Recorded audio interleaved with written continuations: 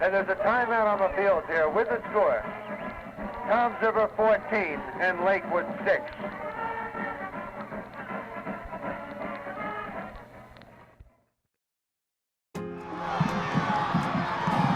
I coached high school football, thank you, Lord, for 56 years. I loved it. There's nothing I loved more than high school football.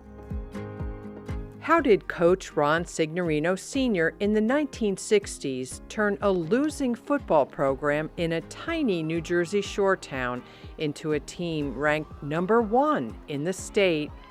He was tough on you, made sure that you were following their instructions on technique. That was the key. We would practice technique all day. Players at the original Toms River High School racked up a 19-game winning streak, an unprecedented run here that led to a battle known as the greatest game ever played at the Jersey Shore.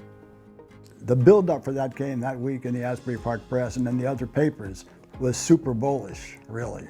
And from the atmosphere, from the drama, for what it meant, a mythical, but a state championship, it's the greatest game. The newspapers have continued every at least 10 years bringing this game back and saying that it was the greatest game in Shore Conference history. And I do believe that the reason for that was the fact that it sort of put the Shore Conference on the map. I'm Sandra Levine. I graduated from Toms River's original high school in the late 1970s. For decades, this school has been famous throughout the region for its passion for football, long-standing traditions, boisterous spirit, and a savvy, energetic coach who devoted his life to the game.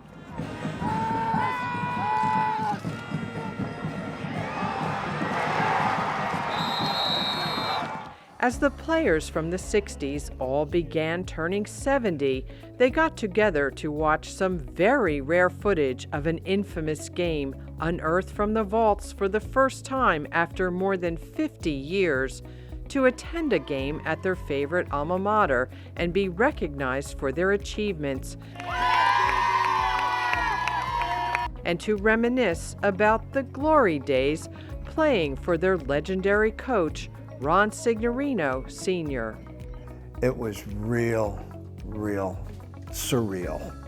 It was unreal, and especially as I was looking at them standing over there before we came out, it was like, my God, if we would all get together just for one more game, Lord, just give me one more game with every one of them, because they're special people, they're Signorino trained people, you know, and that would be just phenomenal, so that people can see just exactly the character that this team possessed.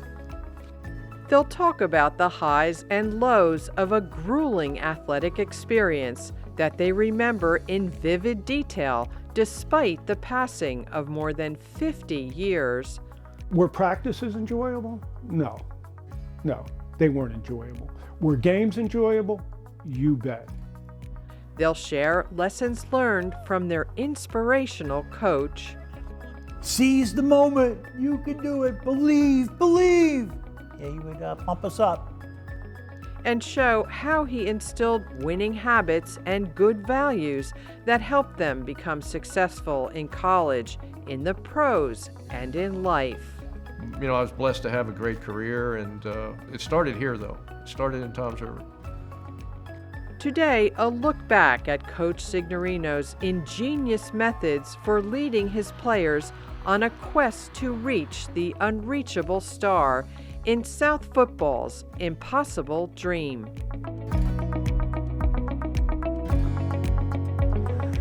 Let me tell you something. If you don't have mental toughness, you're never going to be a great football player. I'm sorry. Mental toughness means coming out on this field and making the time count.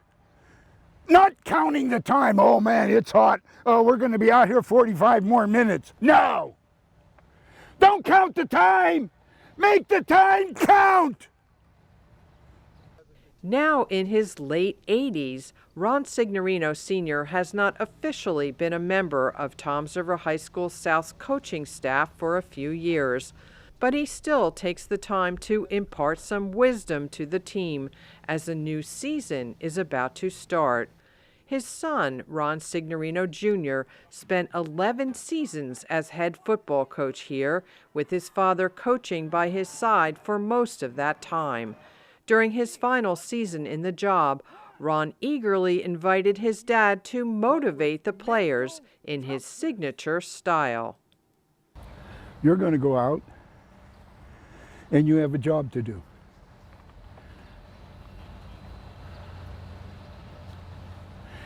If you're mentally tough, you will know what your job is.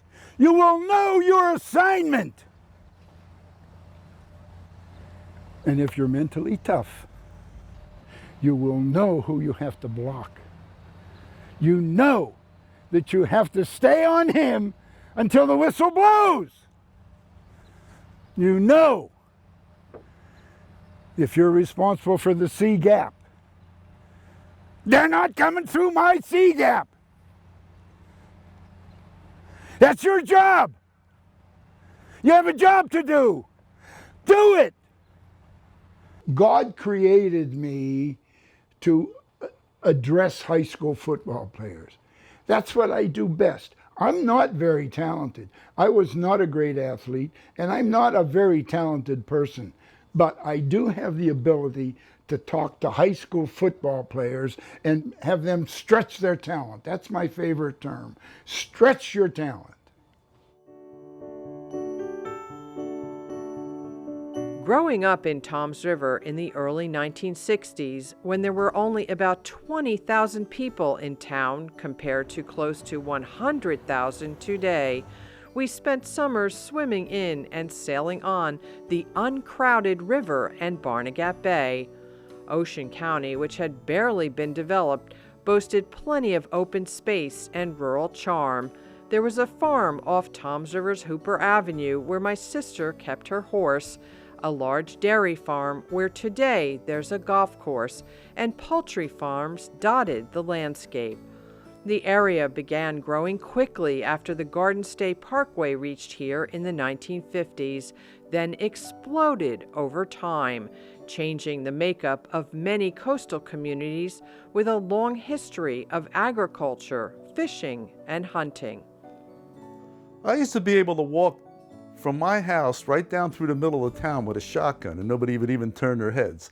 I used to go down to the river, and I used to duck hunt, and then I used to come back before the game. I used to put the ducks and my shotgun in my locker and get ready for the football game. Football's simply in the Signorino DNA. The younger of Clara and Charles' two sons, Ron Signorino was a water boy for his father's team when he coached football. Ron played in high school, becoming captain, and was recruited by Penn State. He was a winning coach at Bald Eagle Area High School in rural Pennsylvania before applying for a job as a teacher in Toms River, a town he struggled to locate on the map. It was a tumultuous time as U.S. involvement was increasing in the Vietnam War. At home, many young people were pushing boundaries around free love, drugs, and rock and roll. But Ron Signorino, who served in the Navy, was focused on discipline and winning. He was shocked by what he found after taking the job at Toms River's only high school in 1964, where the record for the last 2 years was 1-17. The boys on the team, it was an activity. There was not much coaching going on, and there was very little emphasis on winning. Simply scoring one touchdown proved cause for celebration, even after the team had lost an away game by nearly 20 points. We get back to Toms River, and the band is having a parade downtown in Toms River. I said, wow, what's going on? What's the celebration? They said, oh, we scored, and we're having a parade because we scored. That's when I said to myself, Ron, you got yourself into something, that they're having a parade because the football team scored a touchdown. We're from River, we're gonna be prouder, and if you can't hear us, we'll shout a little louder.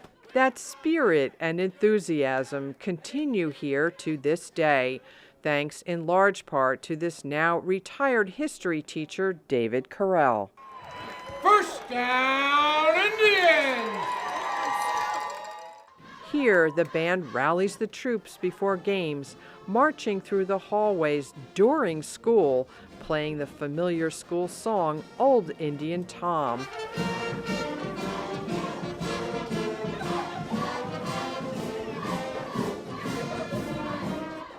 Despite some pressure to change its name, as is now a national trend, the team's the Hitting Indians, and not one, but 4 mascots pump up the crowd.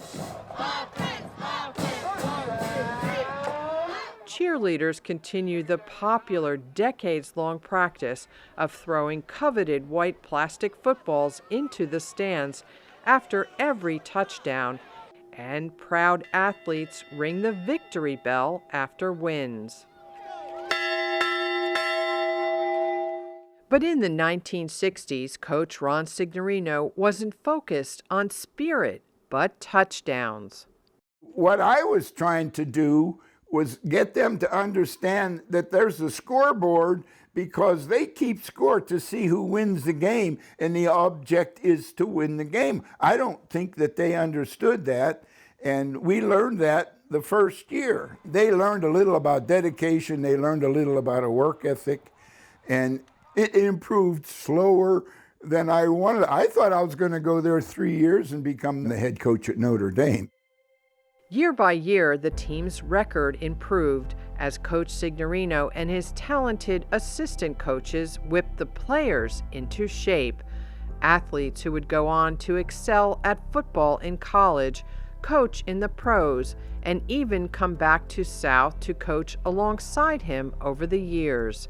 Harry Walters was a star tight end, outside linebacker, and captain of his 1969 high school team, who went on to play football in college, even made it to the pros, playing for the Canadian Football League. Nothing was harder than going through football with Ron Signorino. Hang on a second. You played college football and you played for the pros, and you're telling me nothing was harder than playing under Ron Signorino? Correct. We are going to be in the best shape of any team because that is under our control. They may have more talented players, they may have bigger players, but we are going to be in the best shape. A lot of things you don't have under your control, but you do have that aspect of mental and physical fitness. And that's what he was able to teach us and to more or less drive us crazy with it. But that's, you know, it was difficult. It was difficult. So you're saying the workouts were hard? Beyond hard, especially the conditioning at the end of the practice. If you happen to make a mistake during practice, you ran extra. They used to call it the cooker.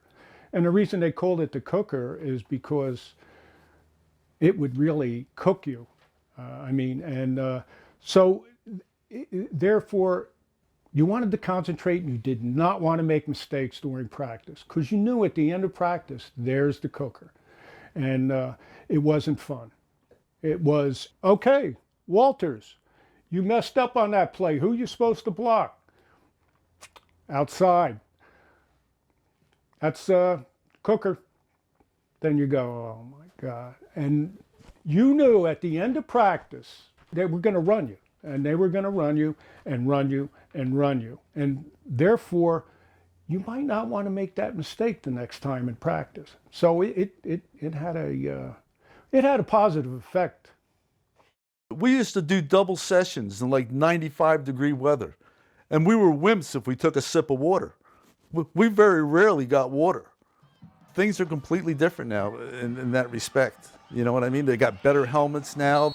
During practice, they have breaks. They get water every 15 minutes. If it's too hot, they won't even go out on the field. There was no ending to us. We went out and we practiced, and that was it. And if you took more than a sip of water, that was no good. Oh, you had to be in shape. We always had some preseason work, and you had to run a half a mile the first day of practice in full equipment, and we had high-top shoes on a cinder track, which was torture. And you had to do it in a certain time or you didn't get your playbook. Running back Bob Hermanni, who earned the nickname the Flea in high school, but didn't let his relatively small size stop him from eventually playing in the World Football League for the New York Stars, says Coach Signorino had an encyclopedic knowledge of the game. Sig could coach every position, offensively, defensively. He just knew what everybody had to do. And he was very bright when it comes to, football and strategy, and pre-game speeches were awesome. And they would just fire you up. After high school, South's quarterback Rip Scherer played in college and then spent decades coaching college football and in the pros. I do remember that attention to detail, the precision from an offensive standpoint, an execution standpoint, not letting little things slide, coming back and repeating the play if it wasn't right, getting it right. That kind of impacted me as I went into college as a player and then as I started as a coach, because I played for Lou Holtz, who was an iconic coach, and I started my career under Joe Paterno, who was an iconic coach, and all three of them had the same characteristics when it came to that of non-compromising in terms of what they expect on the field in terms of execution.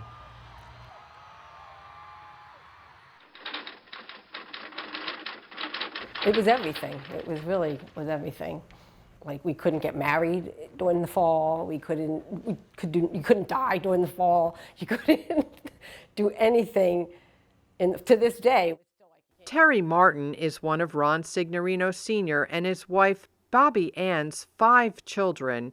The couple, married for 65 years, raised 4 girls and a boy. It was really just all we knew from a really young age. I remember my father saying, he wanted a football team and he ended up with a cheerleading squad, 4 girls and 1 boy. Even today, much of the now very large family still lives in Toms River. Terry and sister Tammy married 2 brothers, Cliff and Kenny Martin, who played for Sig Sr., both captains of their teams. Every year, Coach Signorino wrote a thick playbook that showed how to correctly execute every move on the field. More detailed, many players say, than anything they received in college or the pros, and so comprehensive it took the entire family to put it together. All summer, we would do the playbook, and my mother would have to type it on carbon paper on a manual typewriter, so she'd have to press really hard to get it through. She would type it and then leave space, and then he would go with the X's and the O's by hand, and then diagram, who moved when. And it was probably about 90 pages, and we would run them off, and then he would put like 1 through 40 or whatever would fit, or 30, around our ping pong table in the basement, and we would all have to walk around and put 1 through 30 together, and about 100 copies probably, and then he would put the next 30 pages down, and we would all have to walk around, and then they went into a binder with I remember they had to be perfectly straight. We'd bang them and bang them and bang them, and then put them in this maroon binder, and every summer that's what we did. Somehow it was like, even though it was expected of us, it was like fun. It was almost like a tradition. Like football was like a tradition in our home. And The players became part of our family. The coaches and their wives became part of our family. It was a great life. And none of it was possible without my wife. She made everything work. I'm a complainer and I'm an idea guy. My wife is a problem solver and she's a doer. My family, whatever I did, they made it work.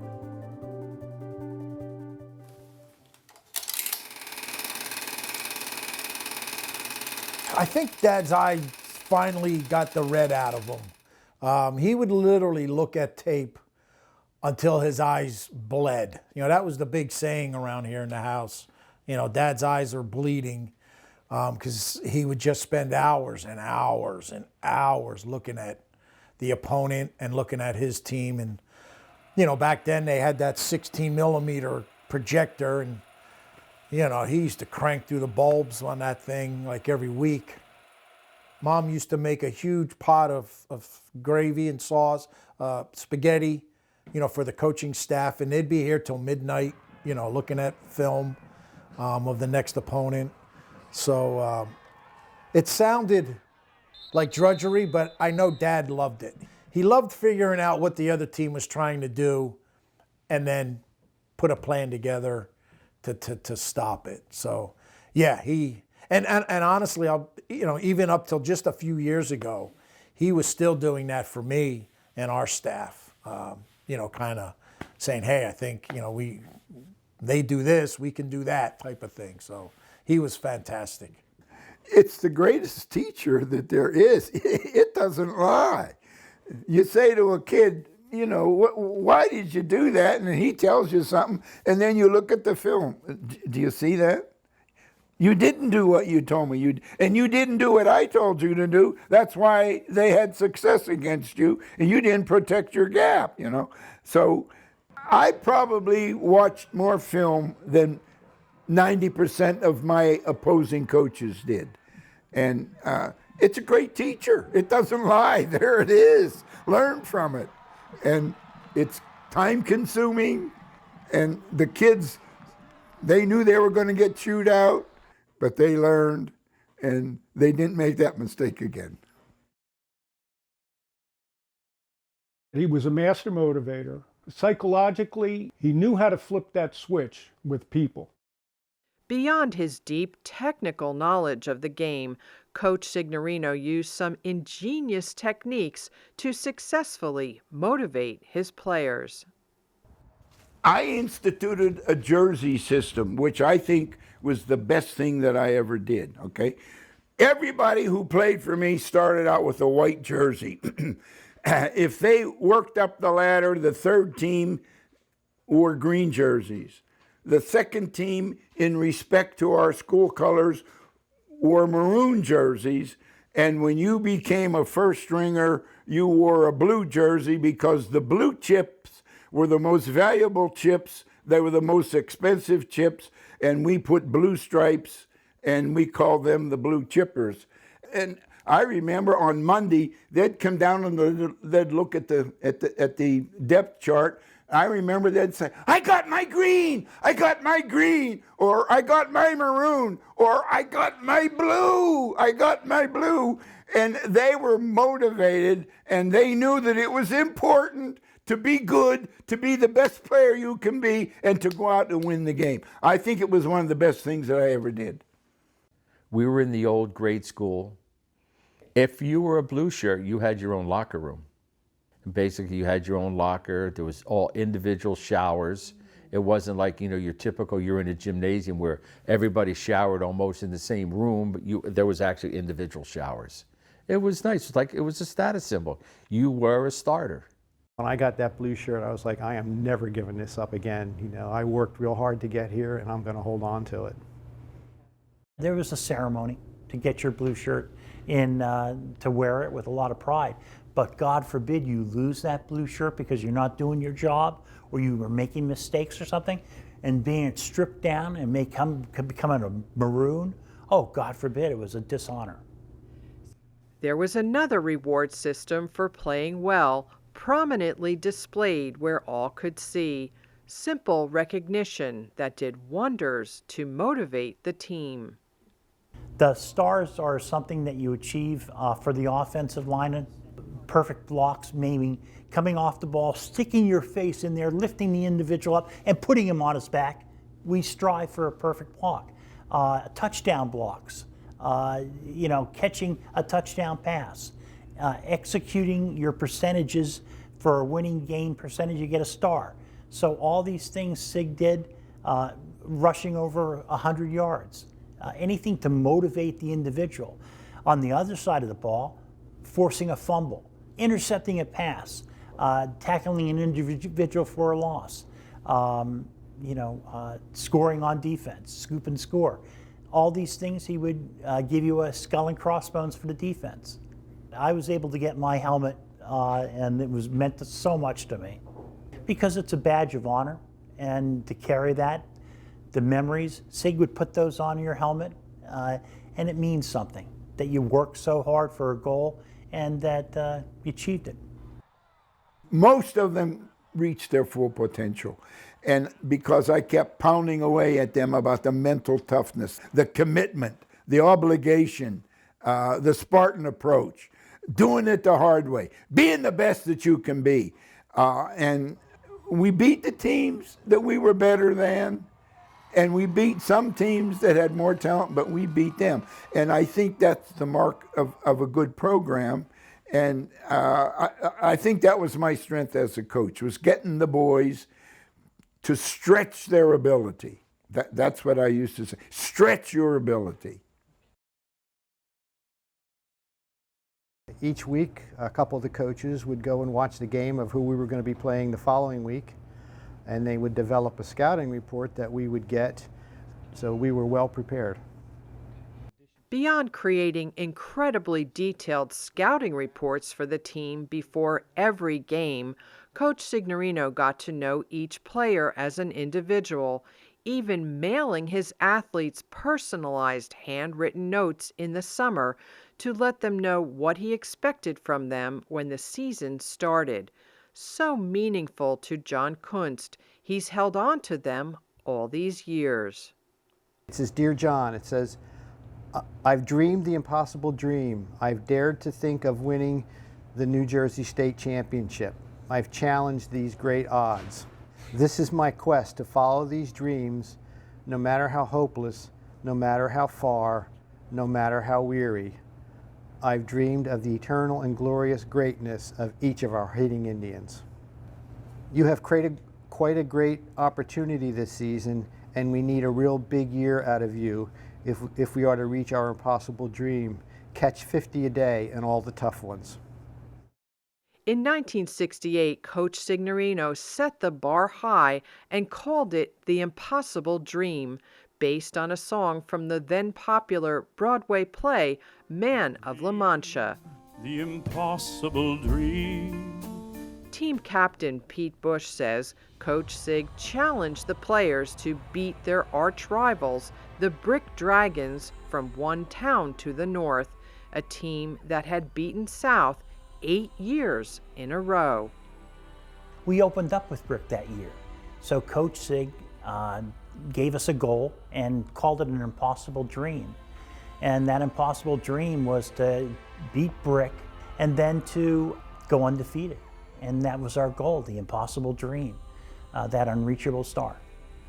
And he would hit that tape, and all of a sudden that song came on after he explained to you how important things are in life and which way you got to go and how to achieve them. And I'll tell you what, that was like, wow. When I hear that song to this day, it's an emotional experience for me. I have it on my playlist to this day because of that experience. And that was kind of a little gimmicky thing, but that song was played all the time, and I could sing it backwards, I think. Sure enough, the tough workouts, expert coaching, and motivational techniques paid off. In the 1968 season opener against Brick Township, Toms River High School scored 5 touchdowns, finally slaying the mighty Brick Dragons for the first time in 9 years. The final score was 30-13. Toms River's impossible dream had begun. This team of formidable athletes had launched their quest to reach the unreachable star. And they did, going on to have an undefeated season, 9-0. It was special. You know, the school was caught up in it. The town, the community was caught up in it. The stadium was full. It was electric every Saturday afternoon when we played back then.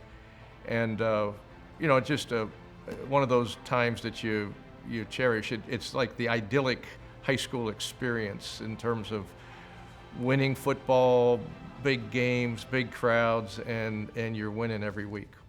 Realistically, it just felt like another season because you just played game by game. You know, every game was different. We learned different things, and it really didn't feel like nothing special. We just worked hard every week. We went down, we played the game. At the end of the game was over. You celebrated for a little while, and then they told you, even if you won 50-0, they told you everything that you did wrong, and you just start up for the next game.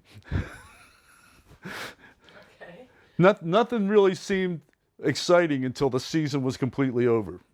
The 1968 team, I can only say, was spectacular. I mean, we waltzed through a 9-0 season, which now gave us a 12-game winning streak. And my team was all juniors, and they were all back. The problem was they were opening Toms River North High School. In the late 1960s, the original one and only Toms River High School was bursting at the seams, and a brand new high school, Toms River North, was about to open across town. The original school would become South. Somehow, football players, parents, and coaches convinced the Board of Education to allow seniors geographically destined to attend North to instead finish their high school days at South, meaning the undefeated 1968 football team would be together for one more glorious season. We were just such a close-knit team, and to separate us at that point, I think it would have been devastating for the school and for us. I really do. I think it was the right thing to do. We were a good football team. We wanted to continue and just keep on winning and be the best team that Toms River South ever had. I believe we were the best team Toms River South ever had.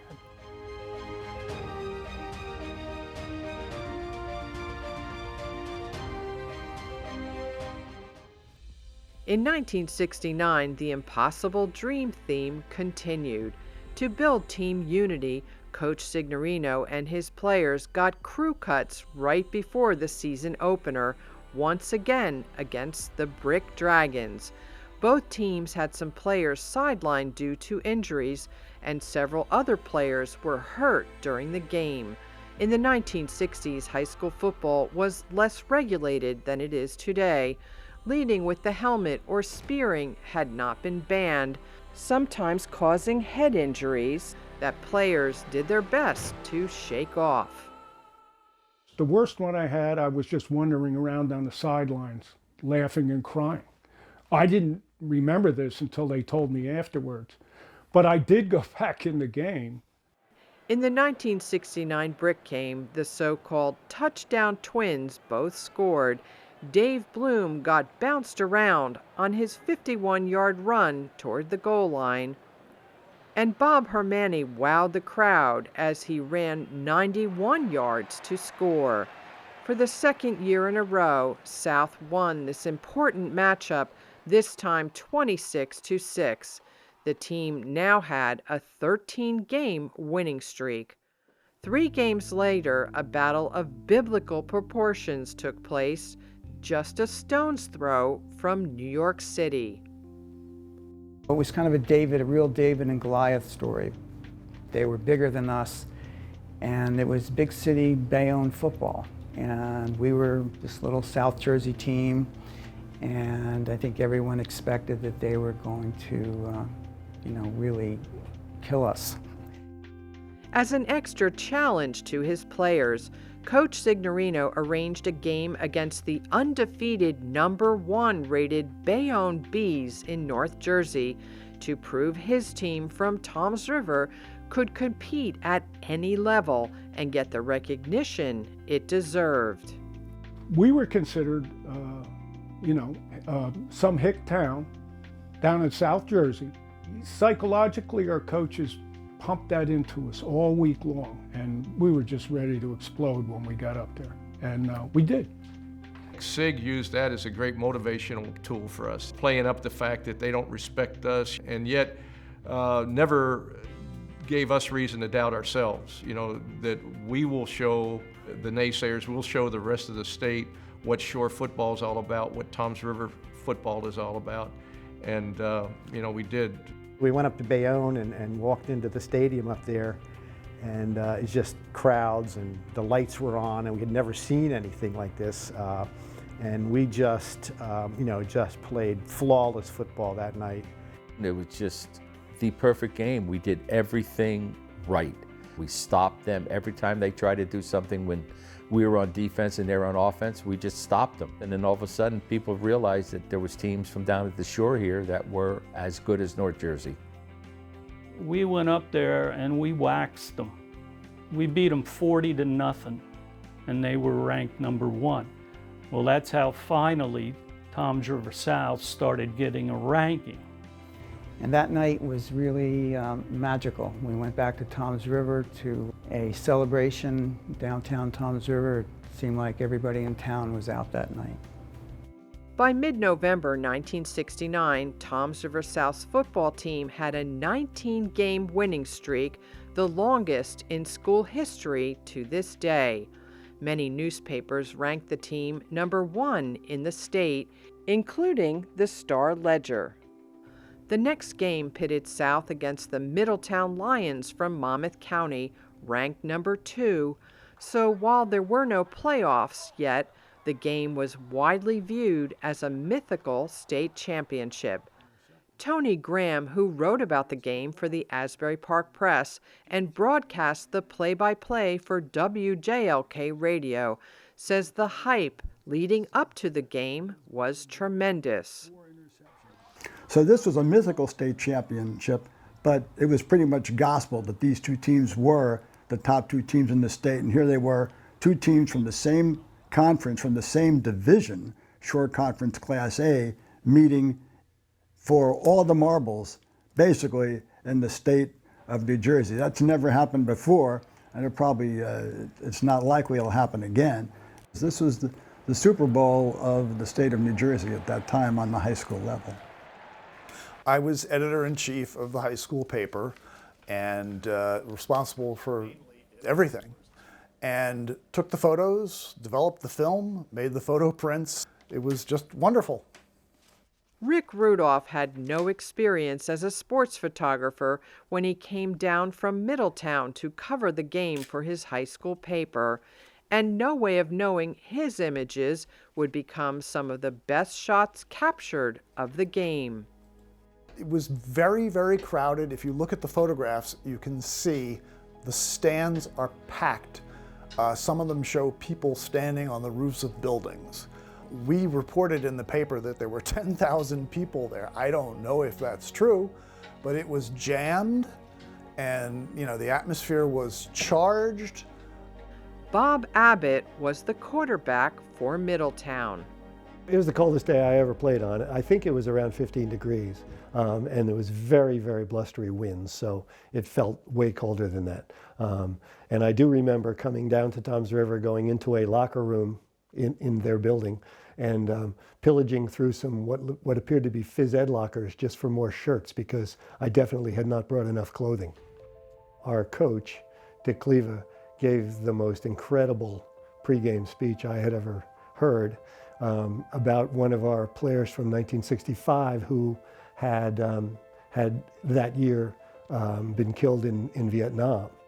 So he talked about Tommy Blevins, and Tom had been a guard on a team, and he was an undersized person. And in a game in 1965, he just handled a guy that was way better and way bigger out of just pure guts. And when Dick told that story, you know, I think anybody on the team would have run through a wall. It was really mesmerizing. And so, you know, we went into the game with that in our heads, and I think everybody just went out and played the best game they possibly could. You know, it was really an incredible moment.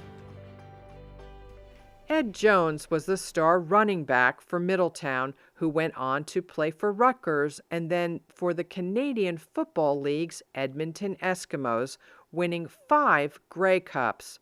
From his home in Canada, 2,500 miles away from the stadium in Toms River, he says he remembers the '69 high school game in great detail, even after more than 50 years. Going into that game, we were nervous, but we expected to win. We knew we had a good team. We knew we were going to face a good team. And we knew the way they described the teams for that game, Toms River South as the irresistible force and Middletown Township as the immovable object. And I think that game proved to everyone that they were a force to be reckoned with, but we were also an object that could not be moved. One of the things Toms River did, and it kind of impressed us, almost intimidated us, is that they all had their hair cut short and they all wore maroon berets. And they all were in line and they were doing everything. Coach was such a good, disciplined, organized coach. And to add one other thing, we were afraid of him, honestly. We knew how good he was. Scherer rolling left under pressure and throws, and it's intercepted. One of 4 picks. Even more rare than photographs, film footage of this historic game. Unfortunately, after checking every reel in this massive trunk of old game films, only part of the first 2 quarters of the original footage was found. In the second quarter, after an 18-play drive, Toms River South scored first when Dave Bloom dove into the end zone.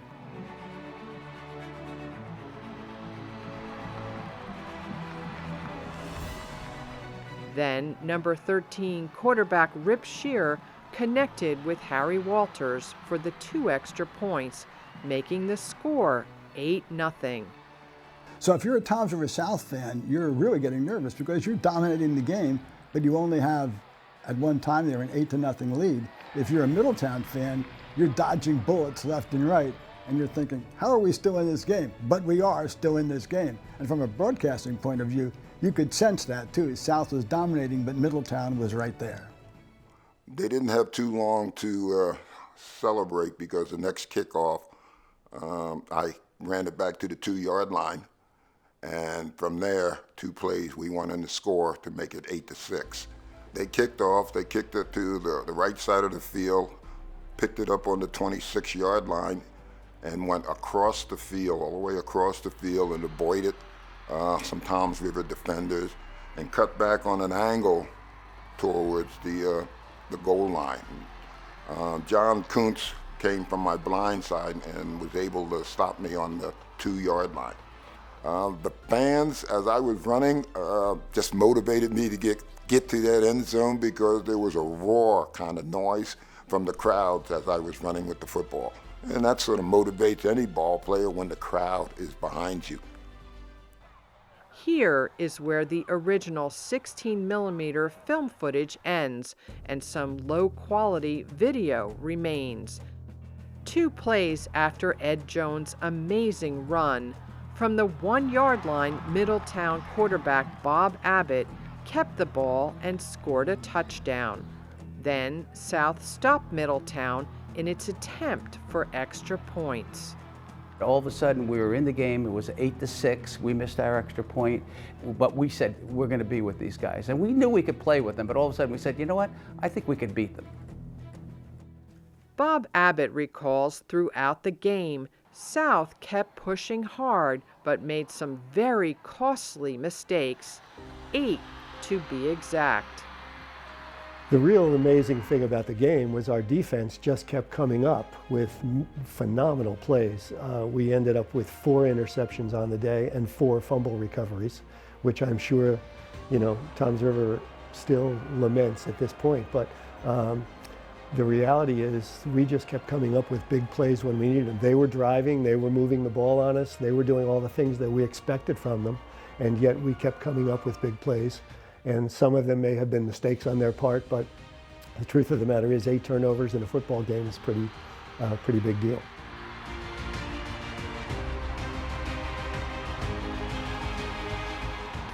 Tony Graham remembers the crowd's reaction after one of those turnovers led to success for Middletown with fewer than 5 minutes remaining.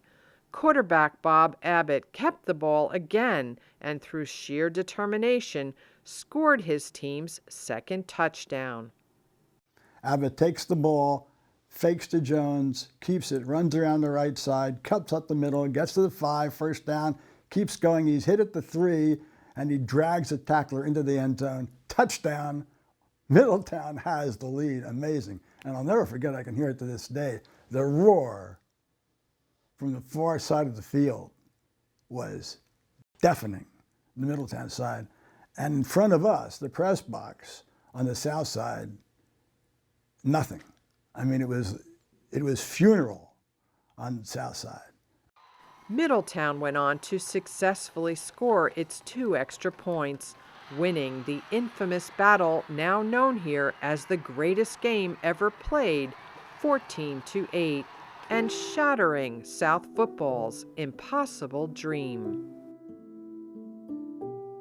That was such a hard loss. And we were the better team. 8 turnovers, you know, we couldn't have played a worse game. But they won, and so they ended up number 1 in the state. I took the responsibility for it. Broke our 19-game winning streak, and we ended up not champions with what probably was the most talented football team I ever coached.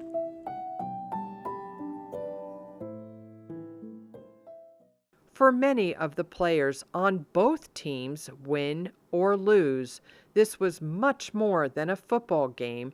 It was a defining moment in their lives. My confidence level, I'm sure, is boosted in most everything you do. You believe in yourself because you know that in a tough moment, you picked it up and you played as well as you could probably possibly play. And so those kinds of things don't go away. You know, you continue believing in yourself for the rest of your life when you've had those kinds of experiences.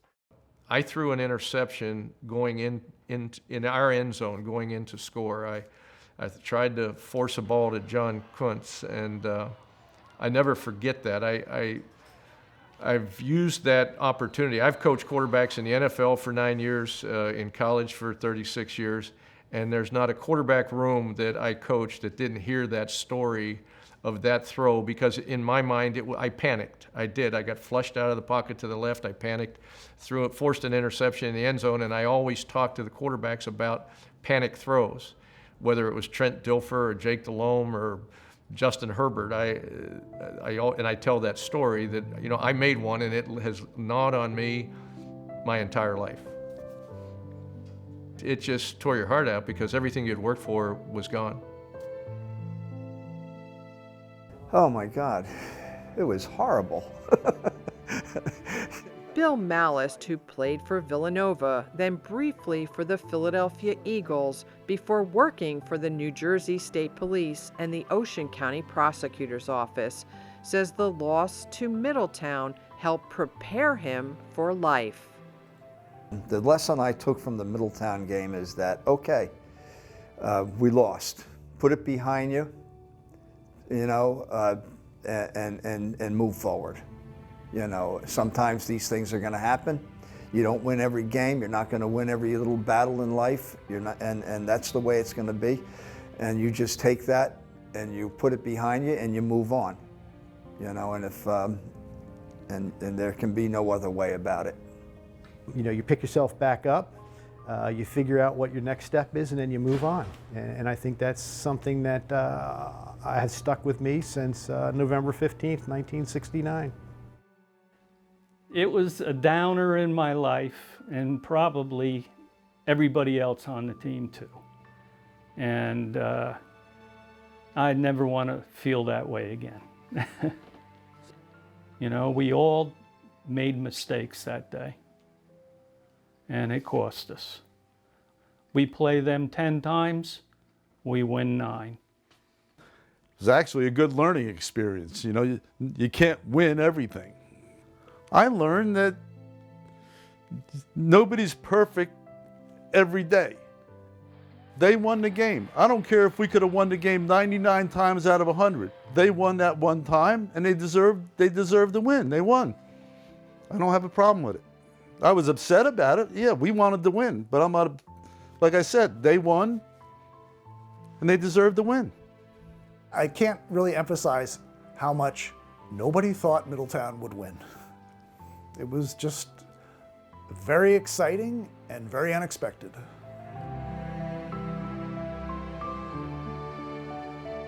The end of this historic game was as dramatic as the game itself, when emotions boiled over. Well, personally, I started a fight that I regret to this day, honestly.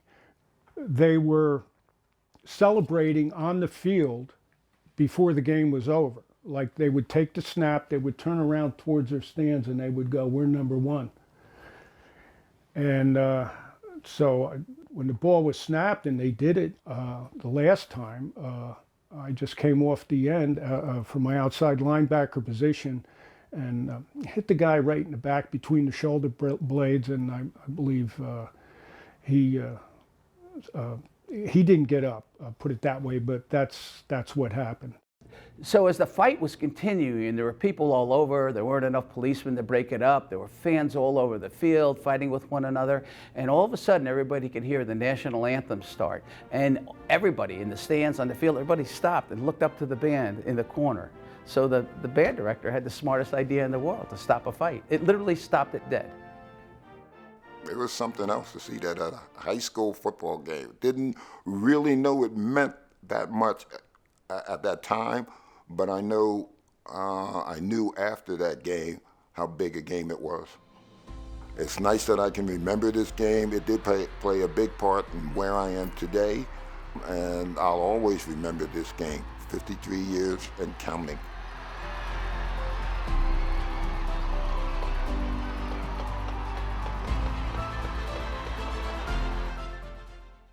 In the next game on Thanksgiving Day, 3rd and 5, opening moments, first quarter. Toms River and Lakewood here before a huge crowd. Toms River South pummeled neighboring Lakewood 50-18 and finished the 1969 season 8-1.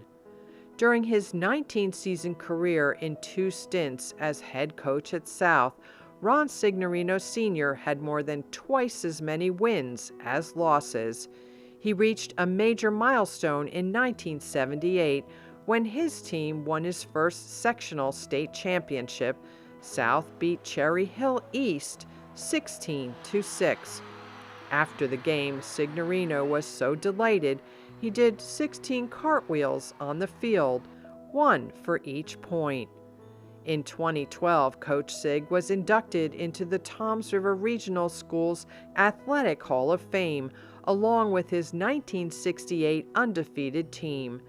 In addition to a couple of other area schools, he spent 16 seasons at South's rival, Brick Township, with another legendary local coach, Warren Wolf. Most recently, Sig Sr. coached alongside his son for about a decade, while Ron Jr. was head coach at South, still fiery and energetic, even after turning 80. 80 years old and still making it. You got it, baby. Now, Ron Sr.'s grandson, Matt Martin, has taken the helm at High School South, tasked with getting his team on track after a difficult start. Life's come full circle for the Signorinos. The 2 first people I would hire if I were head coach now would be my son Ron and my grandson Matt. He's the 3rd generation Signorino, and it makes me feel good. I could understand people saying, we've had enough of the Signorinos. I mean, they've been here 30 years. Give somebody else a chance. And Matt might be there 30 years. So it would be 60 years of Signorinos. So am I glad they gave the job to Matt? Yeah, because I know it was his dream job. He's the head coach of his alma mater. So now, while this legendary coach has stepped back from the sidelines to watch games just for fun from up high near the press box, his influence remains strong among his family and his former players from throughout his long career, especially those outstanding athletes from that very special era who gathered here to be with him, inspiring them to believe in the impossible dream, leading them on a quest for glory, gave rise to values and habits that have served them well for decades. The idea of being disciplined, taking care of things, executing, you apply them to your life. All these things made me a better person, better man, better father, husband, and Coach Sig will always be there as a leader, as an example, as a friend. He just taught us to do well. Like, if you commit, commit. Don't half commit. Don't half-ass it, as he would say. The nicest thing he said to me not too long ago, he said, you were the best running back I ever coached. Gave me a smile. He's been coaching for a long time, and I'm sure he had good running backs. I felt very proud, very proud. And for it to come out of his mouth, really proud. What I learned here, perseverance, not getting down on myself, picking myself up after I got knocked down and moving forward, certainly did pay off. Coach, I would say, thank you. You're a remarkable guy. You're just like a second father to me, and you always will be. I hear that a lot from former players. They'll come up and hug me and say, Coach, I'm so glad you were part of my life. I want to be remembered as a good guy, a fair guy, a guy who worked at my craft as hard as anybody. And I know that I had positive influence on the vast majority of the boys that I coached. And that was really all I did with my life. But I think that was big, and it satisfies me. God led me into what I was pretty good at. It makes me feel that my life was worth it. I did serve a purpose. I did do some good in my lifetime. As long as you don't quit, as long as you don't give up, as long as you are mentally tough, we can win that game.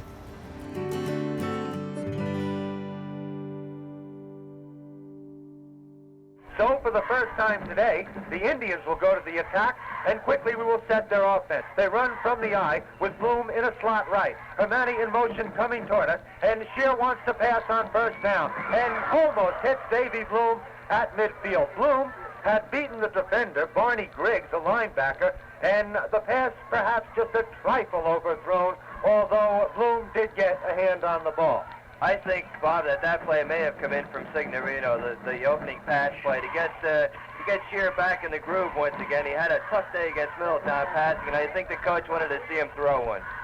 The Piners in a 5-3-2-1 here as the game underway. The pitch out is to Bloom coming toward us. Can he turn the corner? Yes. He has daylight over the 50, breaking a tackle. He will go. Dave Bloom will go all the way. Touchdown.